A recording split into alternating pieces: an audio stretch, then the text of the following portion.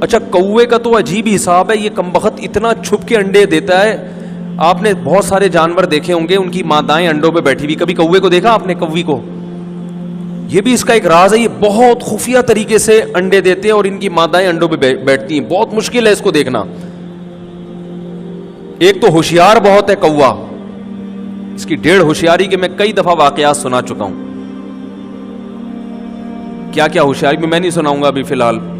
کتنا ہوشیار جانور ہے یہ, بڑا ہوشیار ہے, اور انڈے چھپ کے دیتا ہے. جن اس کی مادہ جو ہے انڈے چھپ کے دیتی ہے, پھر یہ پوری قوم مل کے انڈوں بچوں کی حفاظت کرتی ہے. ان میں یہ بھی ہے, یہ ویسے تو دشمنیاں بہت کرتے ہیں مگر قومی یکجہتی ان میں بہت ہے, قوم پرستی بہت ہے کووں میں.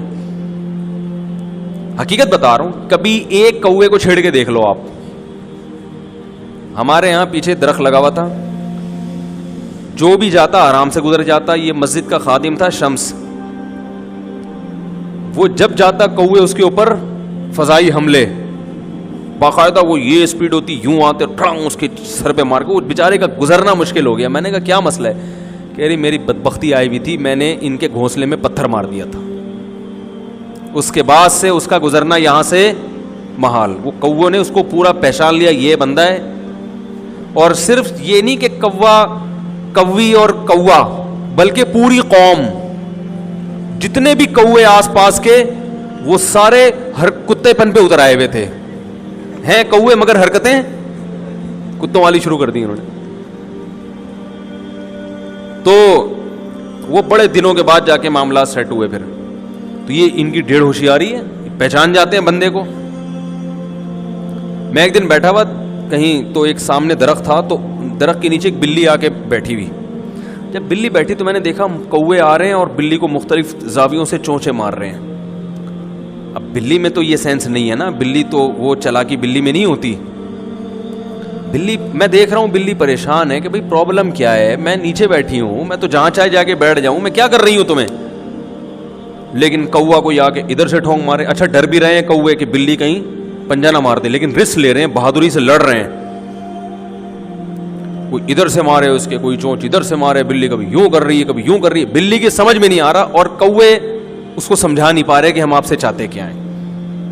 یا تو لکھ کے دے دیتے نا یہاں سے دفع ہو جاؤ, تو بلی پہلے ہی چلی جاتی, اتنی مار نہ کھاتی. اب زبانیں مختلف, قومیت الگ, مدر لینگویج دونوں کی مختلف, تو بلی کنفیوز ہو رہی ہے, بھائی مجھے کیوں مار رہے ہو. اور کوے کہہ رہے ہیں کہ ہم جو تجھے سمجھانا چاہ رہے ہیں وہ تو سمجھ کیوں نہیں پا رہی. اب میری سمجھ میں نہیں آ رہا جو میں وہاں بیٹھا ہوا ہوں کہ یار یہ ڈرامہ کیا ہو رہا ہے, اس بلی نے کیا کیا ہے. یہاں تک کہ بلی نے نا جھپٹے مارنا شروع کر دیے تنگ آ کے. بالآخر جب بلی نے دیکھا کہ نہ میں ان کو مار پا رہی ہوں, نہ ان کی بات سمجھ پا رہی ہوں, یہ کہنا کیا چاہتے ہیں, تو بہتر ہے یہاں سے ٹرونجو. یہاں سے ٹرونجیا کہتے ہیں نا, ٹرونجیا, ادھر سے ٹرو. وہ وہاں سے ٹر کے دوسرے درخت کے قریب جیسے ہی گئی ہے, اوپر سے کوی کا ایک بچہ زمین پہ آ کے گرا. اور میں نے کہا ان کو پتا تھا یہ بچہ گرنے والا ہے, لٹک گیا ہے کہیں, نیچے دشمن بیٹھا ہوا ہے, نیچے راستہ کلیئر کرو, اس کو بھگاؤ یہاں سے. پہلے سے حفاظتی تدبیر اپنی نسل کے لیے.